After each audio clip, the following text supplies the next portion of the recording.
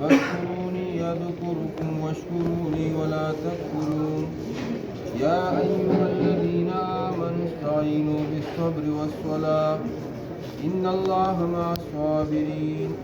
ولا تقولوا لمن يقتل في سبيل الله أموات بل أحياء ولكن لا تشعرون. ولنبلونكم بشيء من الخوف والجوع ونقص من الأموال والأنفس والثمرات وبشر الصابرين الذين إذا أصابتهم مصيبة قالوا إنا لله وإنا إليه راجعون.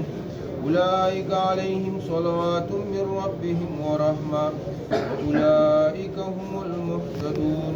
آمنت بالله صدق الله مولانا العظيم. دعا بجكم تلاوت شکر پروردگار رضی و ثواب آخر و جہان محمد مصطفیٰ صلی اللہ علیہ وسلم رسول اللہ مبارک صحابہ کرام تابعین تبع تابعین ثم محدثین مشایخ بزرگان دین اور بیا خصوصاً قاری صاحب دی والد محترم پروردگار دی فطور دی اجر و ثواب رسے. اے پروردگار قبر دی جنت باغیچوں باغیچوں کر ثم باسماندگان یہ پروردگار علیہ صبر جمیل نصیب کر. اللهم اغفر لحينا وميتنا وشاهدنا وغائبنا وصغيرنا وكبيرنا وذكرنا وانثانا. اللهم من احييته منا فهي للاسلام ومن توفيته منا فتوفاه للايمان. اللهم اغفرها وارحمها ولا تعذبها وسكنها في الجنه بحق لا اله الا الله.